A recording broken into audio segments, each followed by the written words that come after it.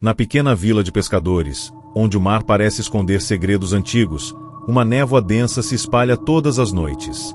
As lendas locais falam de desaparecimentos misteriosos no lago próximo, mas ninguém ousa falar muito. João, um pescador experiente, decide desafiar o medo e sair para pescar na madrugada, atraído por uma estranha luz que surge sobre as águas. Conforme seu barco avança, sons estranhos e sombras começam a cercá-lo, fazendo seu coração acelerar. O que será aquela luz? Um fenômeno natural ou algo sobrenatural? João percebe que não está sozinho. Algo invisível parece mexer com as redes, puxando lentamente o barco para dentro do lago. A água começa a borbulhar, como se algo grande estivesse se aproximando por baixo. Ele tenta remar, mas a força que o prende é forte demais. Uma voz sussurra seu nome, vindo das profundezas, misturando medo e curiosidade. Ele lembra das histórias de antigos pescadores que jamais voltaram, e o terror começa a crescer. De repente, a névoa se dissipa, revelando figuras sombrias na beira do lago. São outros pescadores, ou fantasmas de quem se perdeu. João tenta chamar por socorro, mas sua voz se perde no vento. Enquanto isso, a luz misteriosa aumenta de intensidade, ofuscando tudo ao redor. O tempo parece congelar, e ele sente como se estivesse preso entre dois mundos, o real e o desconhecido. Será que há salvação para quem desafia o lago à noite? A história volta para a vila, onde Ana, irmã de João, percebe sua ausência e decide ir atrás dele. Ela conhece bem as lendas e sabe que a coragem não basta para enfrentar o lago. Munida de uma lanterna e da fé em sua intuição, Ana caminha pela margem, ouvindo os ecos das vozes perdidas. Ela sente que algo a observa, uma presença antiga que não quer ser perturbada. A névoa parece ganhar vida, envolvendo-a em um abraço gelado. Enquanto Ana se aproxima da última luz vista no lago, João luta para se libertar das correntes invisíveis que o prendem. Ele percebe que a única forma de sobreviver é aceitar o mistério do lago e fazer um pacto silencioso. Nesse momento, memórias dos pescadores que desapareceram lhe aparecem como flashes. Histórias de sacrifícios, segredos guardados e um poder oculto sob as águas. A tensão cresce, e a batalha entre o medo e a esperança se torna palpável. No desfecho, Ana e João se encontram, mas a vila nunca mais será a mesma. O lago guarda seus segredos, mas também cobra um preço alto de quem ousa desafiá-lo. O mistério continua, a névoa persiste, e o espectador fica com a sensação de que algumas histórias não terminam, apenas esperam para serem contadas novamente, nas noites silenciosas onde os pescadores se aventuram. E você, teria coragem de encarar o que há nas profundezas?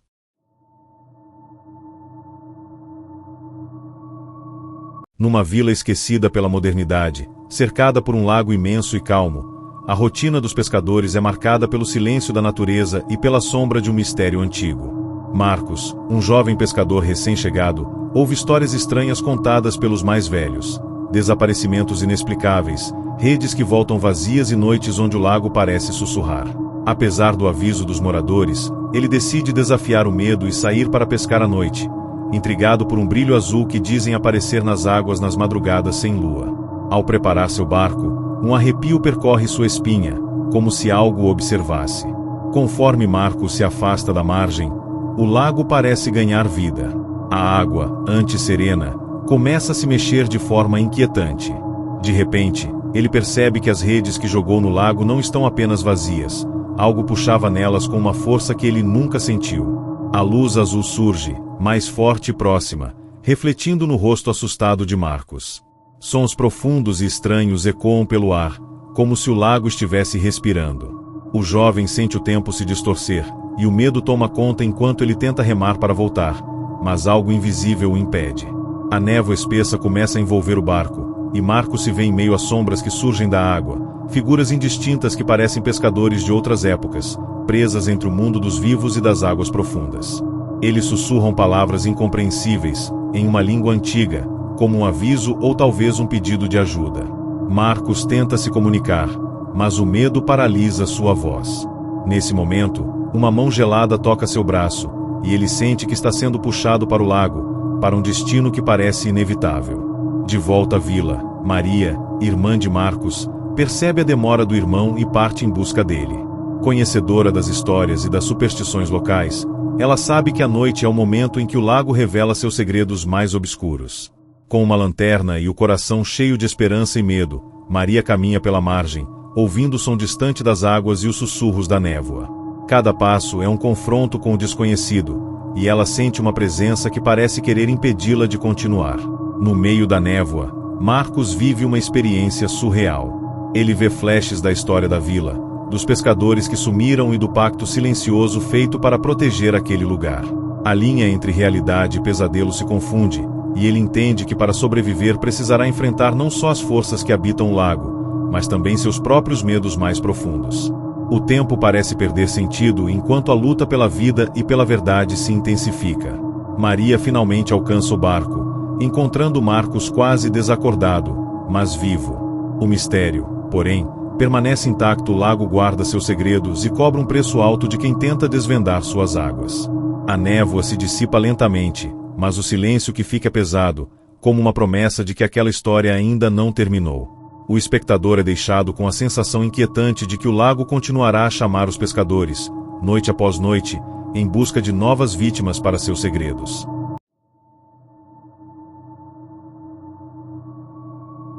Naquele vilarejo onde o tempo parecia parado, o lago era mais que uma fonte de sustento, era um segredo pesado que carregava histórias de desaparecimentos inexplicáveis. Lucas, um pescador jovem e curioso, sempre foi cético sobre as lendas que os moradores contavam em voz baixa. Decidido a provar que tudo não passava de superstição, ele planejou uma pescaria solitária numa noite sem lua. O ar estava denso, o vento quase ausente, e a superfície do lago parecia um espelho escuro e imóvel. Ao lançar sua rede, uma sensação estranha percorreu sua espinha, como se olhos invisíveis o observassem da profundidade. Logo, a água ao redor do barco começou a se agitar sem motivo aparente. Uma névoa fria subiu do lago, envolvendo Lucas num abraço gelado. Ele sentiu um puxão forte na rede, diferente de qualquer outro que já experimentara. Tentando manter a calma, ele puxou a rede devagar, mas a sensação de ser observado só aumentava. De repente, ouviu um sussurro baixo, quase inaudível, vindo das águas. Palavras que pareciam um aviso, mas que ele não conseguia entender. O medo começou a tomar conta, misturado a uma curiosidade perigosa que o impelia a continuar. No meio daquela névoa, surgiram figuras sombrias que pareciam flutuar sobre a água, pescadores de épocas passadas, presos numa maldição que os impedia de descansar. Seus olhos brilhavam com uma luz fria, e seus rostos eram cobertos por expressões de dor e súplica. Lucas tentou se afastar, mas algo invisível o mantinha preso ali. As vozes aumentaram, misturando pedidos de ajuda e advertências, enquanto uma força misteriosa parecia querer puxá-lo para dentro do lago. O jovem sentiu o coração disparar, e uma luta interna começou entre a razão e o medo do desconhecido. Na vila, Clara, irmã de Lucas, sentia uma angústia crescente. Sabia que o irmão desafiava algo além da sua compreensão, algo que a própria vila evitava mencionar. Ela pegou uma lanterna e seguiu pela margem, determinada a encontrar Lucas antes que fosse tarde demais. Cada passo entre as árvores e pedras era acompanhado por sons estranhos, estalos, sussurros e o som da água se movendo sem vento. A névoa parecia se tornar uma barreira viva, tentando afastá-la, mas Clara avançava, movida pela esperança e pelo amor. Lucas, preso entre a realidade e uma espécie de sonho lúcido, viu flashes de antigos pescadores que tentaram desvendar o mistério do lago e pagaram um preço alto por isso. Ele percebeu que aquela maldição só seria quebrada se ele conseguisse entender o segredo escondido nas profundezas, um pacto antigo que envolvia sacrifícios para manter a vila segura. O tempo parecia perder seu sentido, e a linha entre vida e morte ficou borrada enquanto ele tentava encontrar uma saída daquela prisão aquática. Clara finalmente alcançou o barco, agarrando Lucas e puxando-o para fora daquele ambiente sobrenatural. Embora estivesse salvo, algo havia mudado para sempre. O lago continuava calmo na superfície, mas as histórias, as vozes e os olhares das figuras sombrias nunca desapareceriam completamente. A vila aprendeu que alguns segredos devem ser respeitados e que o preço de desafiar a maldição pode ser mais alto do que se imagina. O espectador fica com a dúvida: Será que o lago algum dia deixará suas vítimas irem embora de verdade?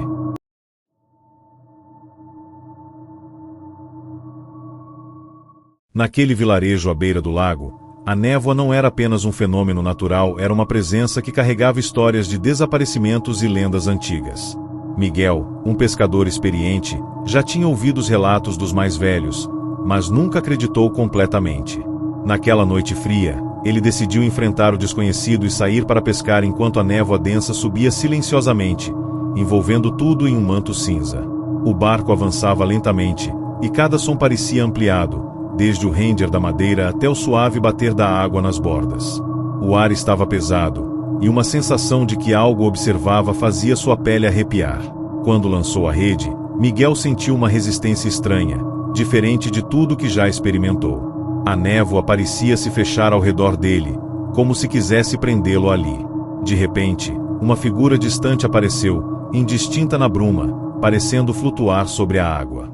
Miguel tentou se aproximar, mas a névoa tornou o caminho confuso, fazendo perder a noção de direção. Sussurros baixos começaram a ecoar, como vozes vindas do lago, carregadas de dor e aviso. O medo misturado à curiosidade o fez avançar, mesmo sabendo que poderia estar entrando em uma armadilha. A figura revelou-se um antigo pescador, preso entre a vida e a morte, condenado a vagar pela névoa para sempre.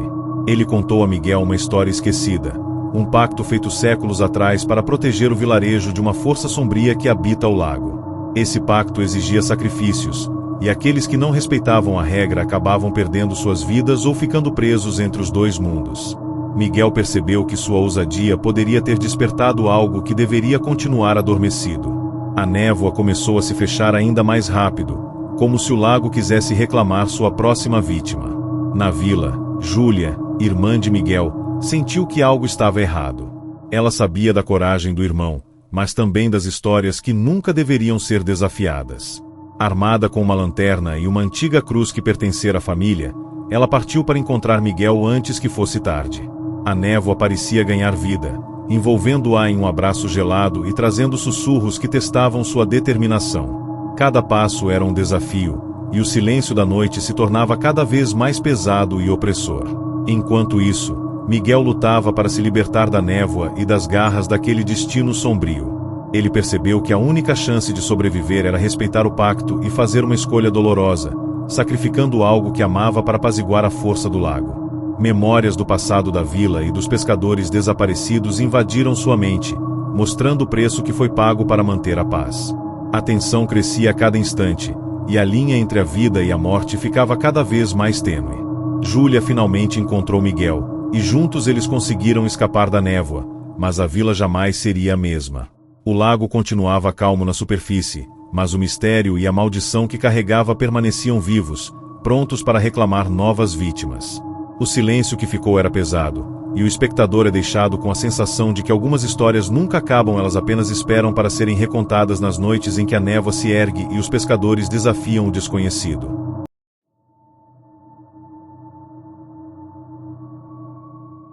Na vila cercada pelo vasto lago, as histórias de pescadores desaparecidos sempre foram sussurradas, mas nunca totalmente explicadas. Carlos, um pescador experiente, decide investigar por conta própria. Ele ouviu falar de um ponto no lago onde as águas são mais escuras e silenciosas, quase como se escondessem algo. Numa noite sem estrelas, com a lua escondida atrás das nuvens, Carlos parte em seu barco, acompanhado apenas pelo som dos remos cortando a água. O frio da noite parece entrar nos ossos, e um silêncio pesado envolve tudo, como se o lago estivesse esperando por algo. Conforme se aproxima do local conhecido como as Profundezas Escondidas, Carlos sente uma mudança no ar. A água parece mais fria, e o barco balança suavemente, apesar da ausência de vento. Ele joga a rede, mas sente uma resistência diferente, um peso estranho que não consegue explicar. De repente, uma sombra enorme surge debaixo da água, rápida e silenciosa. Carlos tenta se afastar, mas a sombra o persegue, como se fosse um guardião daquele lugar proibido. A sensação de ser observado cresce, e um medo antigo começa a invadir sua mente. O lago parece ganhar vida própria, emitindo sons abafados que lembram lamentos e súplicas. Carlos tenta manter a calma, mas uma névoa densa começa a subir, envolvendo o barco e tornando tudo ao redor indistinto. Ele percebe que não está sozinho. Outras presenças invisíveis parecem observar cada movimento seu. As histórias dos pescadores que sumiram vêm à sua mente, e ele entende que está prestes a se tornar parte daquela lenda. O tempo parece se dilatar, e a linha entre a realidade e o sobrenatural começa a se borrar. De volta à vila, Elisa, irmã de Carlos, sente uma angústia profunda. Ela sabe que o irmão é teimoso, mas não pode ignorar o medo que cresce em seu coração. Com uma lanterna e um amuleto de proteção que pertenceu à família por gerações, ela decide partir para o lago, determinada a encontrá-lo antes que seja tarde demais. Cada passo na escuridão é acompanhado pelo som distante da água e pelos sussurros da névoa, que parecem tentar desviá-la do caminho. No meio da névoa, Carlos enfrenta uma presença antiga, uma entidade ligada ao lago, que exige um sacrifício para manter o equilíbrio. Ele percebe que aquela batalha não é apenas pela sua vida, mas pela alma da vila inteira. As memórias dos pescadores desaparecidos aparecem como flashes, revelando segredos enterrados e pactos esquecidos. A tensão se intensifica, e Carlos sente que o preço para sobreviver será maior do que imaginava. Elisa finalmente encontra Carlos, e juntos eles lutam para escapar do lago e das forças que ali habitam. Embora consigam retornar, a vila nunca mais será a mesma. O lago mantém seus segredos guardados nas profundezas, e o espectador fica com a sensação inquietante de que, em alguma noite silenciosa, a névoa e as águas voltarão a chamar os pescadores para uma nova história, uma história que talvez nunca tenha fim.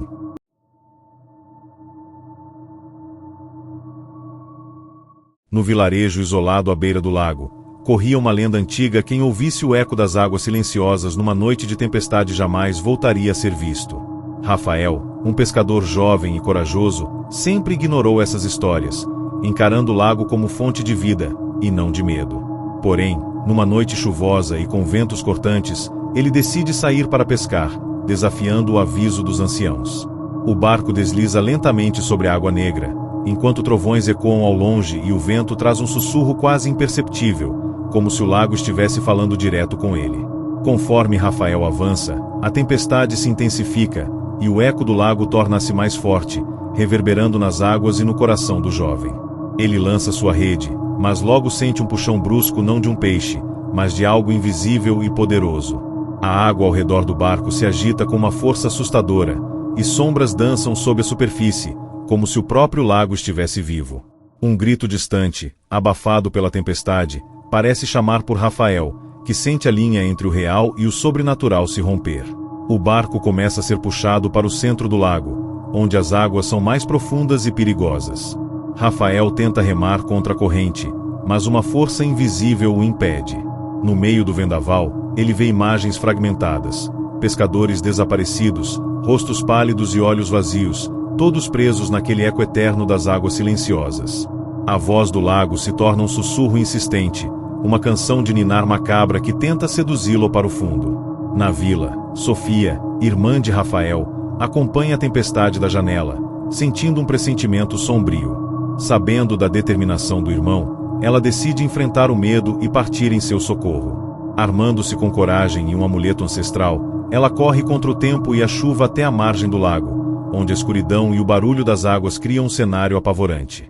Cada passo é uma batalha contra o medo que tenta paralisá-la, mas o amor pela família a impulsiona. No centro do lago, Rafael enfrenta a entidade que habita o fundo das águas, uma sombra antiga que se alimenta do medo e da esperança dos pescadores. Ele entende que a única chance de voltar para a vida é aceitar um sacrifício, um preço que vai muito além do físico. As vozes do passado se misturam com o presente, e o jovem luta não só contra a força do lago, mas contra o próprio destino, tentando escapar do eco que quer aprisioná-lo para sempre. Sofia alcança o barco justo a tempo, agarrando Rafael e trazendo-o de volta à margem. O silêncio que sucede à tempestade é pesado, cheio de uma promessa não dita. O lago permanece calmo, como se nada tivesse acontecido, mas os olhos de Rafael guardam o peso daquela noite. O espectador fica com a sensação inquietante de que o eco das águas silenciosas continuará a chamar, noite após noite, pescadores corajosos demais para ouvir e sábios o suficiente para fugir.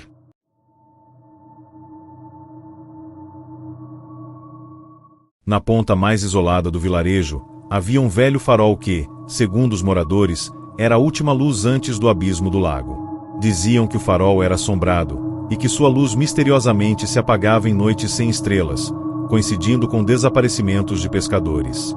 Miguel, um jovem pescador novo na vila, nunca deu atenção a essas histórias, até a noite em que seu melhor amigo sumiu sem deixar rastros, exatamente na noite em que a luz do farol se apagou. Movido pela dor e pela curiosidade, Miguel decide investigar o mistério do farol e do lago, mesmo sabendo que poderia enfrentar forças que escapavam à lógica. Ao chegar no farol, Miguel sente o ar pesado e um silêncio estranho que parecia sugar o som ao redor. A escada de ferro rangia sob seus passos, e o brilho fraco de sua lanterna mal iluminava as paredes gastas pelo tempo.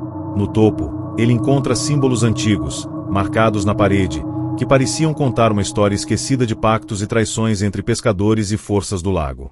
De repente, a luz do farol pisca e se apaga por completo, mergulhando Miguel numa escuridão quase total. Um frio cortante invade o ambiente, e uma voz sussurrante chama seu nome, prometendo revelar segredos que custam vidas.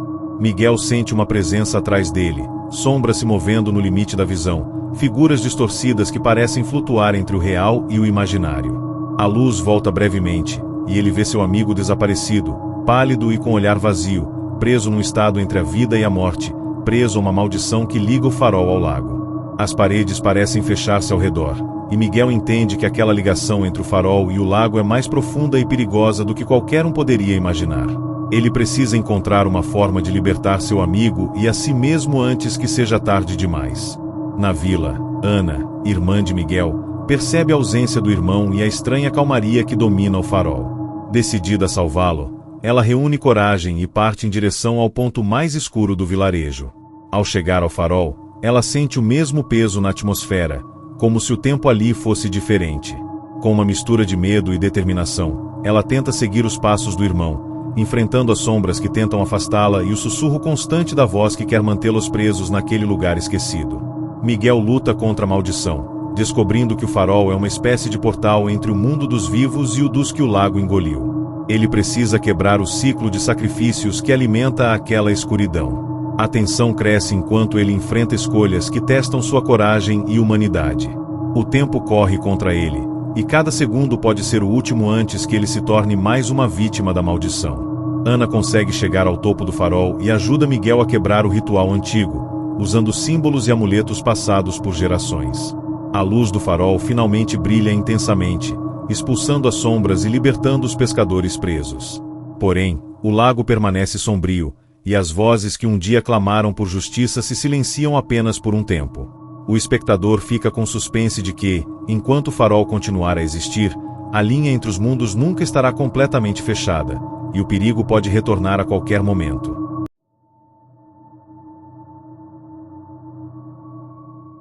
Naquela vila pacata à beira do lago, corria um antigo aviso: ninguém devia ouvir o canto da água negra, uma melodia que, quando tocada pelo vento nas noites de lua nova, trazia maldição e desespero. Lucas, um jovem pescador, sempre foi fascinado por histórias antigas, mas nunca acreditou que algo assim pudesse ser real. Numa noite silenciosa e escura, ele decide desafiar o destino e se aventura em sua pequena embarcação para o centro do lago, onde o canto era mais forte e perturbador. O som, doce e hipnótico, parecia chamar sua alma, enredando numa teia invisível que ele mal conseguia resistir. Conforme Lucas avança, a melodia cresce e o lago se transforma em um cenário sombrio e surreal. As águas negras refletem rostos distorcidos de pescadores desaparecidos, que parecem cantar junto com o vento. A sensação de que está sendo observado aumenta, e o barco começa a se mover sem que ele toque nos remos. A voz invisível do lago o atrai para um ponto onde a água esconde um segredo que ultrapassa o entendimento humano. Um arrepio percorre sua espinha quando percebe que a melodia não é apenas som, mas uma armadilha mortal. De repente, a água ao redor do barco borbulha, e uma figura emerge, envolta em sombras e névoa, com olhos brilhantes e um sorriso macabro. É a guardiã do canto, uma entidade antiga que se alimenta do medo e da curiosidade dos pescadores. Lucas tenta fugir, mas a melodia o prende, e cada movimento se torna mais difícil, como se a água estivesse tentando puxá-lo para o fundo. Ele sente seu corpo fraquejar, e as memórias dos que foram antes dele invadem sua mente, mostrando o destino que o espera se não conseguir escapar. Na vila, Clara, irmã de Lucas, sente o vazio deixado pela ausência do irmão. Ela sabe que o canto da água negra é uma maldição antiga, mas seu amor a impulsiona a enfrentar o desconhecido. Com uma vela acesa e um amuleto da família, ela parte para o lago, enfrentando a escuridão e o som que ameaça sua sanidade. Cada passo é uma batalha contra o desespero, mas ela sabe que não pode deixar Lucas sozinho naquela armadilha invisível. No meio da melodia fatal, Lucas encontra forças para lutar contra a entidade, usando a sabedoria passada pela avó sobre antigos rituais de proteção contra o mal do lago. Ele tenta quebrar o feitiço do canto, mas a luta é intensa e o tempo se esgota. A entidade tenta arrastá-lo para as profundezas, prometendo-lhe um destino pior que a morte, enquanto a névoa envolve tudo em uma escuridão impenetrável. Clara chega a tempo de lançar o amuleto na água, quebrando o poder da guardiã e libertando Lucas do feitiço.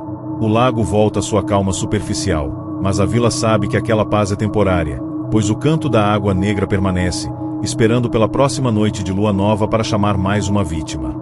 O espectador termina o vídeo com a sensação de que o perigo está sempre presente, mesmo quando tudo parece calmo.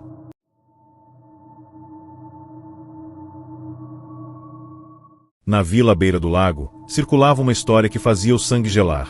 Um barco fantasma aparecia nas noites de neblina densa, navegando silenciosamente, mas sem ninguém a bordo. Diziam que quem visse aquele barco estaria marcado para desaparecer nas águas do lago. João, um pescador veterano e cético, nunca acreditou nessas histórias, até a noite em que ele mesmo avistou o barco. Movido pela curiosidade e um pouco de medo, decidiu seguir a embarcação misteriosa, deixando para trás a segurança da vila e a luz dos faróis.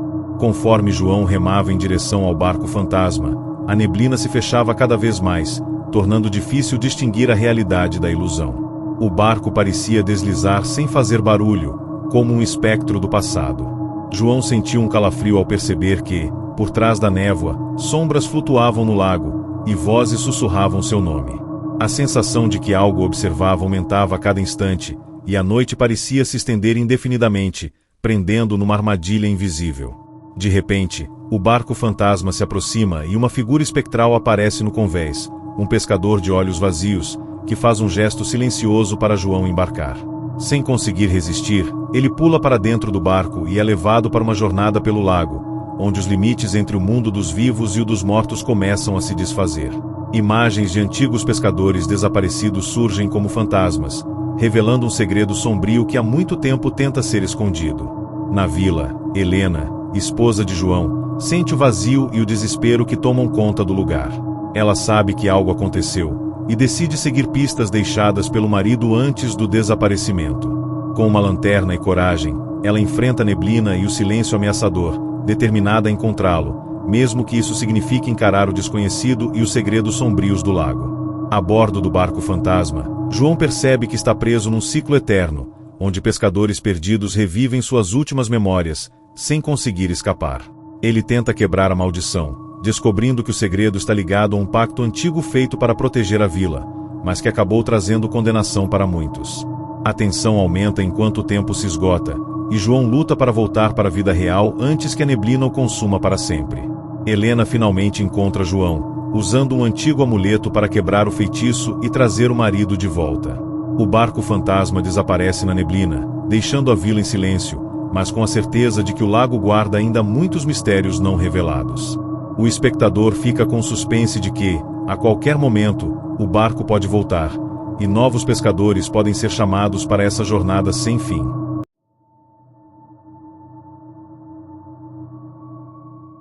Naquela vila esquecida pelo tempo, contava-se que no fundo do lago existia uma sombra, uma presença antiga e maligna que engolia qualquer pescador que se atrevesse a explorar além dos limites conhecidos. Marcos, um pescador experiente e desconfiado das lendas, decide desafiar o medo e mergulhar nas águas profundas para provar que tudo não passava de superstição. Ele prepara seu equipamento, desconsiderando os avisos dos anciãos que, com olhos cheios de temor, tentavam convencê-lo a desistir. Ao mergulhar, Marcos sente a água ficando mais fria e escura, como se entrasse num mundo diferente. O silêncio absoluto subaquático é perturbador, e ele começa a perceber movimentos estranhos ao redor, sombras que parecem se mover de forma inteligente. O medo cresce quando uma forma gigantesca surge na penumbra, uma silhueta que não parece humana, uma sombra que o observa, esperando o momento certo para atacar. A luta pela sobrevivência começa, enquanto Marcos tenta nadar para a superfície, mas a sombra o persegue, como um predador implacável. Memórias das histórias que ouviu na infância passam pela sua cabeça, e ele se dá conta de que aquela entidade não é apenas uma lenda, mas algo real, ancestral, que se alimenta da coragem e da ignorância dos pescadores. A adrenalina aumenta, e o público fica tenso com a narrativa frenética e cheia de detalhes visuais. Na margem, Elisa, esposa de Marcos, percebe que algo está errado e começa a buscar ajuda entre os moradores da vila. Com a lua alta no céu, ela organiza um grupo para fazer uma busca nas águas, enfrentando o medo e a desesperança que pairam no ar. Cada passo é carregado de suspense, enquanto a escuridão parece esconder mais do que apenas o lago. Marcos, mesmo ferido e exausto, encontra forças para lutar contra a sombra, utilizando objetos sagrados e as bênçãos de antigos rituais passados pelos mais velhos da vila. A batalha é intensa e cheia de reviravoltas, onde cada movimento pode significar a diferença entre a vida e a morte. A sombra revela sua verdadeira forma, um ser monstruoso e carregado de ódio acumulado por séculos. Com a ajuda de Elisa e do grupo, Marcos consegue escapar da sombra, que recua para as profundezas do lago, prometendo que seu silêncio será temporário. O vilarejo permanece em alerta, sabendo que aquela presença nunca estará realmente derrotada. O espectador termina o vídeo com a sensação de que o lago guarda segredos profundos e perigosos, esperando pacientemente por novas vítimas.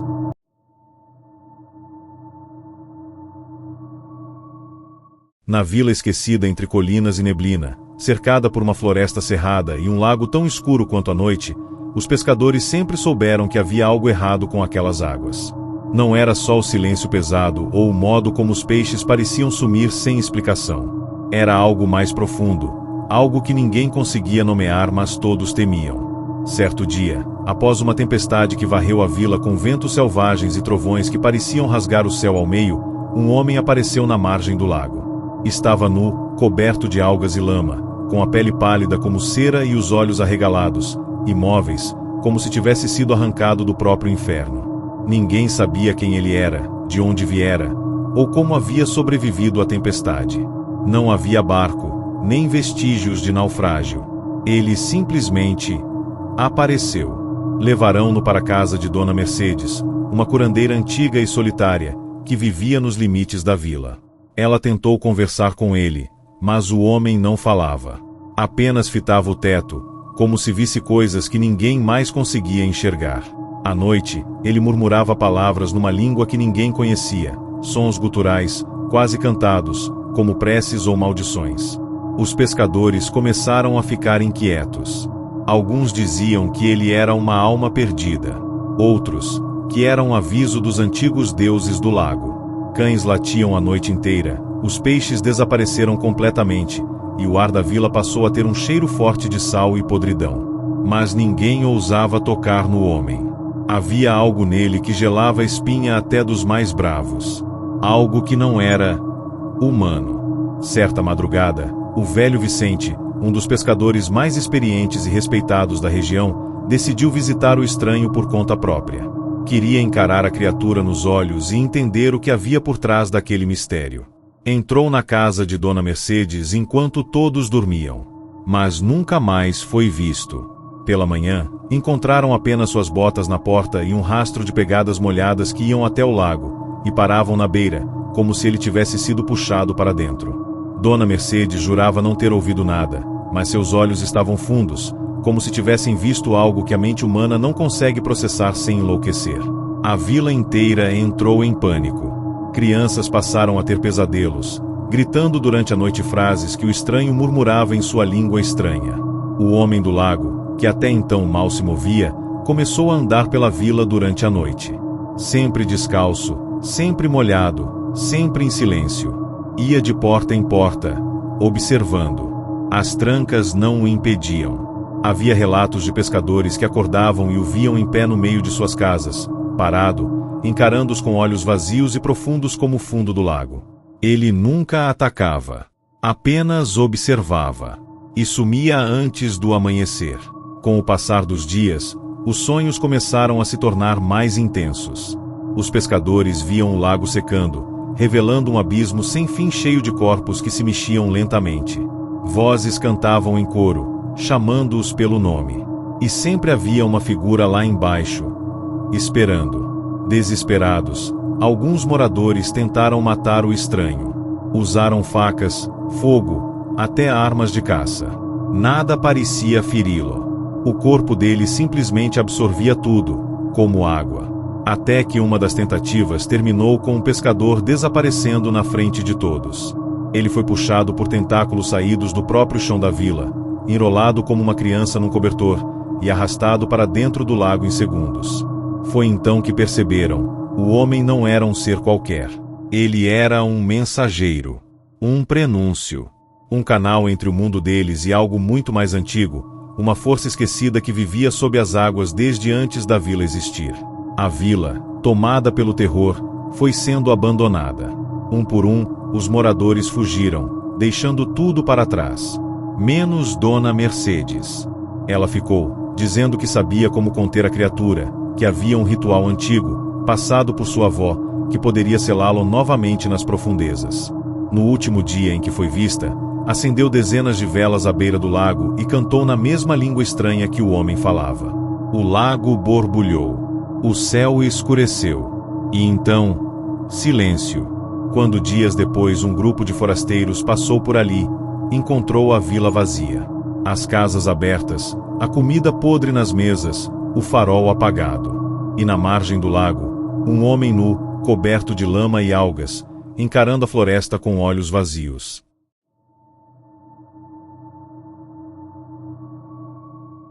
Em uma enseada isolada do litoral norte, havia uma pequena vila de pescadores que vivia sob um pacto antigo. Seus ancestrais haviam feito um acordo com o mar nunca pescar demais, nunca entrar nas águas à noite e, principalmente, nunca responder ao chamado das vozes infantis que ecoavam durante a madrugada. Essas vozes, segundo diziam os mais velhos, pertenciam às crianças do vento salgado, espíritos de pequenos afogados que vagavam entre as ondas, rindo, cantando e pedindo ajuda. A regra era clara. Não importa o que você ouça vindo do mar, jamais olhe para a praia depois da meia-noite. Durante anos, a vila respeitou as tradições. Mas quando a pesca começou a escassear e a fome bateu à porta, os limites do medo começaram a se dissolver, e a curiosidade se tornou um veneno lento, corrosivo. Damião era um jovem pescador recém-casado, cheio de sonhos e promessas. Desconfiado das lendas, começou a sair com seu barco mesmo durante a madrugada. Achava que tudo não passava de invenção para assustar os mais jovens. Na terceira noite em que quebrou a regra, ele ouviu, pela primeira vez, o som de crianças brincando na praia. Risos leves, passos correndo pela areia molhada, e uma canção infantil desafinada, quase como um sussurro vindo com o vento. Por um momento, sentiu um arrepio, mas ignorou. No dia seguinte, voltou com o barco cheio de peixes mais do que qualquer outro pescador havia trazido em semanas. Sua fama cresceu, e muitos começaram a segui-lo, ignorando os alertas dos anciãos. Mas nem tudo era vitória. Na noite seguinte, Damião acordou com areia em sua cama e pegadas pequenas espalhadas pelo chão da casa. Achou que era imaginação. Talvez crianças da vila zombando dele. Mas sua esposa, Clara, começou a ter pesadelos, sempre com as mesmas imagens. Crianças de olhos opacos, mãos frias e bocas que se abriam num grito sem som. Nas noites seguintes, os risos infantis ficaram mais altos, mais presentes, como se as vozes estivessem dentro da casa. Clara passou a trancar portas e janelas, acender velas, recitar preces antigas. Mas o ar dentro da casa já estava impregnado de sal, e nenhuma bênção parecia funcionar. Outros pescadores que haviam seguido Damião começaram a desaparecer. Um a um, seus barcos voltavam vazios, à deriva, com redes rasgadas e manchas de sangue seco. As famílias falavam de filhos pequenos que, à noite, apontavam para a praia e diziam: "Eles estão me chamando. Posso ir brincar com eles?" A vila entrou em pânico. Os anciãos fizeram um círculo de proteção no centro da praça, entoaram cantos em língua esquecida, enterraram ossos de antigos pescadores ao redor das casas. Mas parecia tarde demais. Damião, tomado pela culpa, tentou deixar a vila com Clara, mas descobriu que a estrada havia simplesmente desaparecido, como se o mundo tivesse se retraído ao redor daquele lugar amaldiçoado. Certa madrugada, Clara acordou e Damião não estava mais ao seu lado. Na praia, pegadas levavam em direção ao mar. Ela o encontrou lá, de pé, imóvel, com os pés já submersos, olhando fixamente para a névoa espessa sobre as ondas. Ao redor dele, vultos infantis corriam em círculos, rindo e cantando. Os olhos de Damião estavam vazios, como se algo tivesse consumido por dentro. Quando Clara tentou puxá-lo de volta, sentiu mão gelada segurando seus tornozelos e sussurros invadindo sua mente. Você não devia ter ouvido. Agora você nos pertence. Na manhã seguinte, os dois haviam desaparecido. Restavam apenas marcas de dedos infantis na areia e o colar de Clara pendurado em um galho seco, voltado para o mar. Depois daquela noite, a vila foi abandonada. Casas ficaram de portas abertas, redes ao vento, comida apodrecendo sobre as mesas.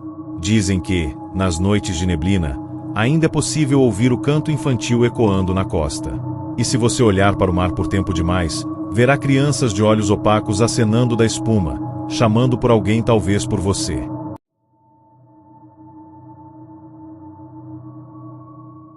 A costa de Pedra Negra era um lugar onde as ondas batiam com força e o vento soprava como gritos antigos que vinham das profundezas do mar. No topo da falésia, onde ninguém ousava chegar depois do pôr do sol, havia um farol abandonado, conhecido pelos pescadores como o farol da Boca Quebrada. Diziam que, tempos atrás, o farol era habitado por um homem solitário, o guardião Teobaldo, que enlouqueceu após encontrar algo nas redes de pesca, algo que não era peixe, nem animal marinho. Algo que tinha olhos humanos, mas dentes demais. Depois daquela noite, Teobaldo foi visto andando pela praia, sussurrando segredos para o vento, e depois, desapareceu. O farol nunca mais foi habitado, e quem passava por perto afirmava ouvir vozes e gritos abafados vindo de dentro dele, como se alguém pedisse socorro. A história foi passando de geração em geração, mas ninguém se atrevia a se aproximar do lugar. Até que um grupo de 3 jovens pescadores, Rafael, Ítalo e Nando, resolveu desafiar a lenda. A maré andava fraca, a fome apertava, e diziam que na enseada abaixo do farol, os peixes ainda abundavam, como se o próprio mar quisesse atrair alguém até ali. Eles prepararam seus equipamentos e decidiram passar a noite na praia próxima ao farol. Chegaram ao entardecer, e o cenário era desolador. O farol inclinado pela força do tempo, com rachaduras profundas nas paredes de pedra e uma porta de ferro retorcida, como se alguém tivesse tentado sair dali com desespero. Mesmo assim, montaram acampamento. O céu escureceu rapidamente, e logo a noite caiu com uma névoa densa, escondendo o horizonte. No meio da madrugada, Rafael ouviu passos sobre as pedras. Pensando ser Ítalo, levantou para verificar, mas encontrou apenas as marcas de pegadas molhadas que levavam do mar até a base do farol. A porta de ferro, que estava fechada, agora estava entreaberta, gemendo com o vento. Chamou pelos amigos, mas ninguém respondeu. Ao olhar para trás, viu que as barracas estavam vazias. O som do mar havia sumido, substituído por um silêncio opressor e o som de algo arranhando as paredes lá dentro. O instinto dizia para fugir, mas algo mais forte puxava para dentro daquela estrutura corroída. Com uma lanterna na mão e a respiração presa no peito, Rafael entrou. Lá dentro, as escadas de ferro enferrujadas levavam para cima, onde a lanterna do farol costumava brilhar. Mas agora, o local cheirava a mofo e maré velha. As paredes estavam cobertas por desenhos feitos com sangue seco, símbolos marítimos, olhos, bocas abertas e redes rasgadas. No alto da torre, encontrou Ítalo ajoelhado no chão, murmurando coisas desconexas. Seus olhos estavam brancos, e ele repetia as palavras: ele está acordando sem parar. Ao tocar no amigo, Rafael ouviu um grito vindo das entranhas do farol, como se alguém ou alguma coisa estivesse subindo das profundezas. Nando apareceu logo depois, ensanguentado, dizendo que havia algo na água. Algo que o chamou com vozes de crianças, mas que, ao se aproximarem da costa, emergiu como um corpo gigantesco feito de algas, ossos e mãos humanas. O trio tentou fugir, mas o farol parecia ter mudado por dentro. Os corredores eram mais longos, as escadas levavam a andares que antes não existiam, e as janelas mostravam o mar que girava em círculos como um olho colossal. Ao fundo, ouviam um som de passos arrastados e um riso gutural, como se Teobaldo ainda habitasse o lugar, mas agora fosse apenas uma casca, um eco de algo muito pior. Conforme a noite avançava, os três foram separados. Ítalo desapareceu num corredor de porta sem fim, Nando foi engolido por uma rachadura no chão que se abriu como uma boca faminta, e Rafael, já em desespero, alcançou o topo novamente e viu algo se erguendo do mar, uma criatura gigante, feita da própria escuridão, com dezenas de olhos que giravam, e boca sussurrando nomes de pescadores há muito mortos. Rafael pulou do farol para a água, tentando escapar, mas nunca mais foi visto. Dias depois, pescadores da vila encontraram um barco à deriva com as roupas dos três dobradas cuidadosamente. Dentro do barco, havia uma única coisa, um farol em miniatura, feito de ossos e algas secas, com uma luz acesa que nunca se apagava.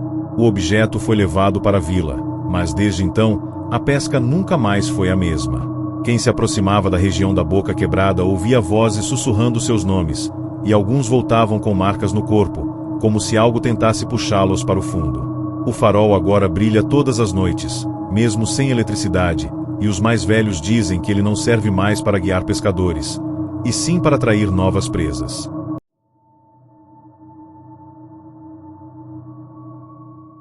No interior do delta do rio Maracá, havia uma aldeia de pescadores esquecida pelo tempo, chamada São Jerônimo da Lama. Era um lugar onde o rio se misturava com o mar, formando um labirinto de canais turvos, mangues densos e troncos submersos que pareciam querer agarrar os barcos. No centro desse labirinto, contavam os mais antigos, existia uma casa. Não uma casa construída, mas sim uma casa que emergia do fundo do rio em noites de lua cheia, feita de madeira inchada, janelas rachadas e um telhado coberto de limo. A casa submersa, como ficou conhecida, era visível apenas por algumas horas depois. Afundava novamente, sugada por uma força invisível. Diziam que era maldição. Outros falavam que era moradia de uma entidade antiga, que se alimentava da memória de quem ousasse entrar. Mas a maioria dos pescadores evitava o assunto. Até que um grupo de 4 homens decidiu descobrir a verdade. Bento, Caíque, Paulão e Jurema eram pescadores experientes, mas estavam endividados com o atravessador da cidade. Desesperados, decidiram seguir uma lenda, que dentro da casa submersa havia um baú com moedas de prata, guardadas por um antigo escravo fugido que havia se tornado pai de santo e morrido afogado enquanto fazia um ritual proibido. Na noite da lua cheia, partiram em um barco a motor e seguiram pelos canais do delta. Tudo parecia normal, até que, ao cruzarem uma curva onde o rio ficava mais estreito, uma névoa espessa cobriu tudo. E ali, entre as raízes das árvores e os reflexos tortos da água, viram a casa. Ela parecia respirar, como se estivesse viva. As tábuas rangiam sozinhas, e a porta da frente estava aberta, convidativa como a boca de um animal faminto. Sem hesitar, atracaram o barco e entraram. A casa cheirava a mofo, peixe podre e sangue velho. O chão estava úmido, e havia pegadas de lama por todos os cantos, mas eram pegadas infantis, como se crianças tivessem andado ali momentos antes. O silêncio era absoluto, quebrado apenas pelo som distante de algo pingando e respirando. Começaram a explorar os cômodos. Cada quarto parecia igual, com camas afundadas, espelhos trincados e retratos de pessoas desconhecidas, mas seus olhos se moviam lentamente, seguindo cada passo. Paulão desceu ao porão sozinho e não voltou. Quando os outros o procuraram, encontraram apenas a camisa dele pendurada em um gancho, ainda molhada, como se tivesse acabado de sair da água. Jurema começou a murmurar, dizendo que ouvia vozes vindas dos espelhos, chamando-a pelo nome. Caíque tentou arrastá-la para fora, mas o corredor se esticava cada vez mais, como se a casa estivesse brincando com eles. As paredes começaram a respirar, inflando e contraindo como pulmões vivos. E então, portas começaram a bater sozinhas, vozes surgiram nas paredes, e sussurros em línguas desconhecidas ecoaram entre os cômodos. Eles correram para o andar de cima, onde havia uma sala circular com o tal baú no centro. Bento o abriu, e dentro havia moedas, mas também mãos.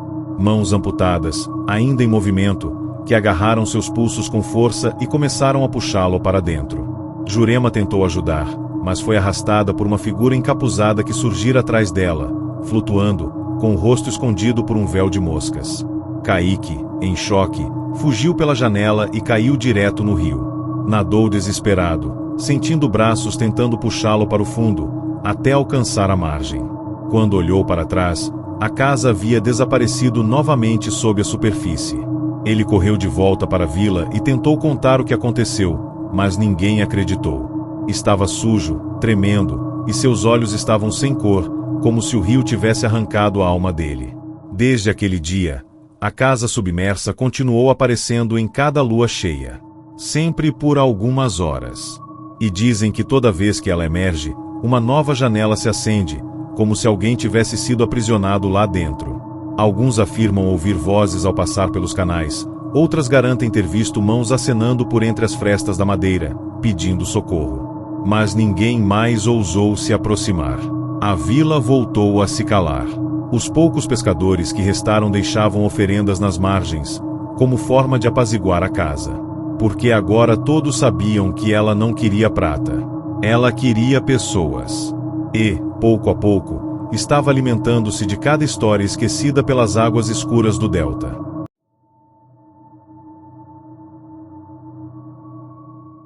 No interior do delta do rio Maracá, havia uma aldeia de pescadores esquecida pelo tempo, chamada São Jerônimo da Lama. Era um lugar onde o rio se misturava com o mar, formando um labirinto de canais turvos, mangues densos e troncos submersos que pareciam querer agarrar os barcos. No centro desse labirinto, contavam os mais antigos, existia uma casa. Não uma casa construída, mas sim uma casa que emergia do fundo do rio em noites de lua cheia, feita de madeira inchada, janelas rachadas e um telhado coberto de limo.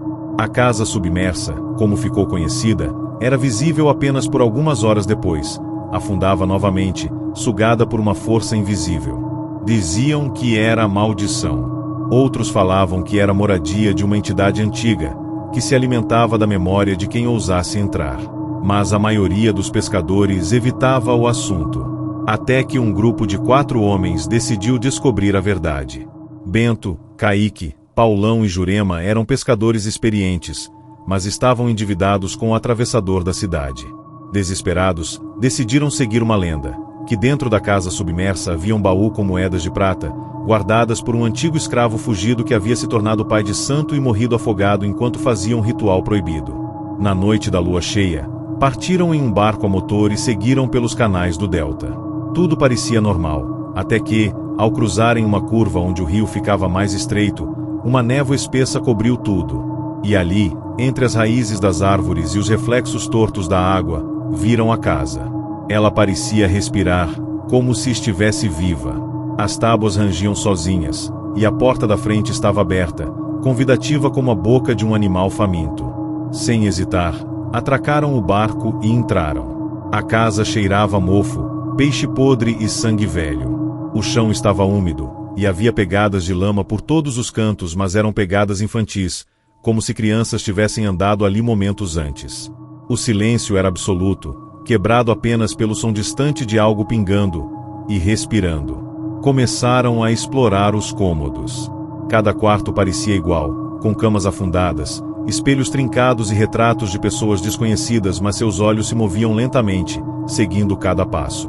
Paulão desceu ao porão sozinho e não voltou. Quando os outros o procuraram, encontraram apenas a camisa dele pendurada em um gancho, ainda molhada, como se tivesse acabado de sair da água. Jurema começou a murmurar, dizendo que ouvia vozes vindas dos espelhos, chamando-a pelo nome.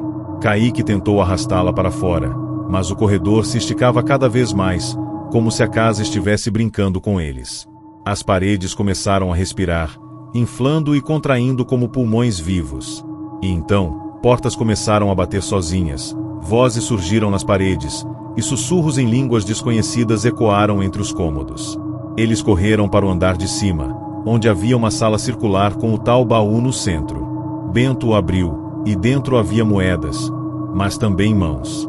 Mãos amputadas, ainda em movimento, que agarraram seus pulsos com força e começaram a puxá-lo para dentro. Jurema tentou ajudar, mas foi arrastada por uma figura encapuzada que surgira atrás dela, flutuando, com o rosto escondido por um véu de moscas. Caíque, em choque, fugiu pela janela e caiu direto no rio. Nadou desesperado, sentindo braços tentando puxá-lo para o fundo, até alcançar a margem. Quando olhou para trás, A casa havia desaparecido novamente sob a superfície. Ele correu de volta para a vila e tentou contar o que aconteceu, mas ninguém acreditou. Estava sujo, tremendo, e seus olhos estavam sem cor, como se o rio tivesse arrancado a alma dele. Desde aquele dia, a casa submersa continuou aparecendo em cada lua cheia, sempre por algumas horas. E dizem que toda vez que ela emerge, uma nova janela se acende, como se alguém tivesse sido aprisionado lá dentro. Alguns afirmam ouvir vozes ao passar pelos canais, outras garantem ter visto mãos acenando por entre as frestas da madeira, pedindo socorro. Mas ninguém mais ousou se aproximar. A vila voltou a se calar. Os poucos pescadores que restaram deixavam oferendas nas margens, como forma de apaziguar a casa. Porque agora todos sabiam que ela não queria prata.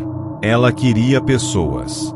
E, pouco a pouco, estava alimentando-se de cada história esquecida pelas águas escuras do delta.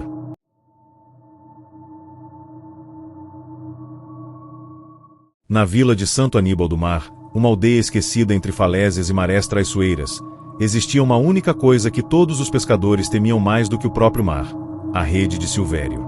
Diziam que ela nunca secava, nunca se rompia e sempre voltava cheia, mas não de peixes. Silvério, o dono original, fora um pescador velho, recluso e de fala arrastada, que vivia sozinho numa cabana construída sobre estacas, à beira de uma enseada onde ninguém ousava pescar. A história contava que ele pescara algo proibido, algo que não devia ter vindo à tona. Desde então, nunca mais entrou na vila. Suas redes continuaram trazendo resultados, mas as pessoas começaram a notar um cheiro estranho vindo do pescado. Não era odor de peixe, era o cheiro de carne humana. Mesmo assim, ele continuava vendendo, e os moradores, famintos e pobres, compravam. Certa manhã, Silvério desapareceu. Sua rede foi encontrada estendida na praia, sozinha, pingando um líquido escuro e espesso que manchava a areia como tinta. Ninguém mais se aproximou da cabana por anos. Mas, como a fome é mestre em corromper o medo, um grupo de jovens pescadores decidiu investigar a rede. Entre eles estavam Jean, Léo, Rafa e um homem mais velho, chamado Jossa, que dizia ser sobrinho de Silvério. Jossa afirmava que o tio havia feito um pacto com os espíritos do mar, oferecendo a alma dos afogados em troca de pesca abundante. Eles riram, acharam que era só papo de velho bêbado, e decidiram usar a rede. Na primeira noite, arrastaram-na para o mar e a lançaram nas águas calmas da enseada. Ao amanhecer, a rede estava cheia, mas não com peixes. Nela, havia uma criança, morta. O corpo estava enlaçado entre os fios como um boneco mutilado, os olhos abertos, fixos no céu. Era uma menina da vila que havia desaparecido dias antes. Em choque, o grupo tentou esconder o corpo e queimar a rede, mas ela não pegava fogo. Cortaram, golpearam com facões, enterraram-na, mas no dia seguinte, ela estava estendida novamente na praia, como se nunca tivesse sido tocada. Depois disso, as noites começaram a mudar. Sons de arrasto na areia, vozes que sussurravam do lado de fora das casas, redes balançando sozinhas ao vento. Jossa disse que eles haviam ativado o pacto de novo. A rede agora os reconhecia como donos e, portanto, como coletores de almas. Na segunda pescaria, foram obrigados a retornar, dessa vez contra a vontade. Era como se o mar os chamasse, puxando-os para a enseada, mesmo com o vento contrário e a corrente forte. Lançaram a rede novamente. Dessa vez, veio um homem idoso, afogado há meses, com o rosto comido por crustáceos. Um a um, os moradores desaparecidos da vila começaram a surgir dentro da rede. Sempre no mesmo estado, mortos, com os olhos abertos, como se ainda estivessem vivos. Os pescadores começaram a enlouquecer. Léo desapareceu depois de mergulhar sozinho durante a noite. Jean ficou mudo, e Rafa foi encontrado com marcas de rede pelo corpo inteiro, como se tivesse sido amarrado por dentro dela. Jossa revelou que Silvério, de fato, tinha feito um pacto, mas que a rede agora estava viva. Ela escolhia quem arrastar, e o pagamento era em vidas, não importava se os donos quisessem ou não. Cada lançamento exigia um corpo em troca, e quem tentava fugir do destino acabava sendo puxado por ela durante o sono. A rede aparecia aos pés da cama, molhada, pingando, e no dia seguinte, a pessoa sumia. O mar ficava mais agitado a cada noite, como se algo abaixo da superfície estivesse despertando. Uma entidade antiga, adormecida por séculos, mas agora faminta novamente. A vila começou a apodrecer. O ar ficou pesado, os peixes desapareceram, e os poucos pescadores que restavam começaram a ver rostos conhecidos nas ondas. Jean, o último do grupo, decidiu arriscar tudo. Enfrentou a rede no mar aberto, amarrou-se ao barco, lançou-a pela última vez e gritou ao céu, oferecendo a si mesmo. A água se abriu sob o barco, e algo subiu. Não era uma criatura, mas um vazio, um buraco negro cercado por braços feitos de água, segurando os mortos da vila, todos olhando para ele com olhos sem alma. Quando puxou a rede de volta, ela estava vazia. E ele, sozinho. Desde então, a rede nunca mais apareceu. Mas o mar perto da enseada continua com a cor escura, como se tivesse sangue misturado à água. Dizem que, em noites de vento forte, dá para ouvir a rede sendo arrastada pelas pedras, como se ainda procurasse alguém. E quem escuta esse som, nunca mais volta da pescaria.